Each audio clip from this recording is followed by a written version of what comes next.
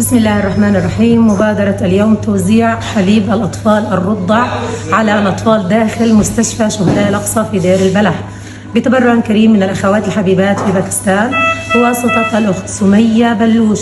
شكرا جزيلا لكم، بارك الله فيكم وتقبل الله منكم. ثانيون ويحملنا عطف كي نمسحه الألم، نجبر كسرا نحضن قلبا، نروي قوما كم عاشوا ظما في نجدتهم وإغاثتهم، نحيي بمبادرة أمما.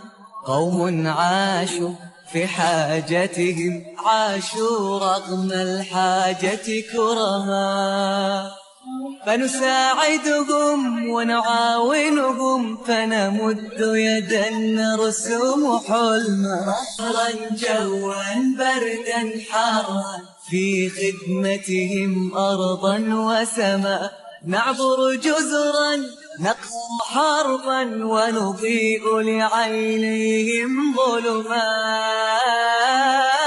إنسانيون لنا هدف نهطل غيثا نبني قيما، ونجوف الدنيا نعمرها ونثبت حسنى قدما، ونكون لمحتاج سندا ونكون على الدنيا رحما.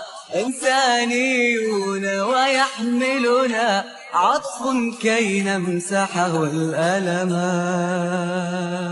إنسانيون ويحملنا عطف كي نمسحه الألما، نجبر كسرا نحضن قلبا، نروي قوما كم عاشوا ظما في نجدتهم وإغاثتهم، نحيي بمبادرة أمما.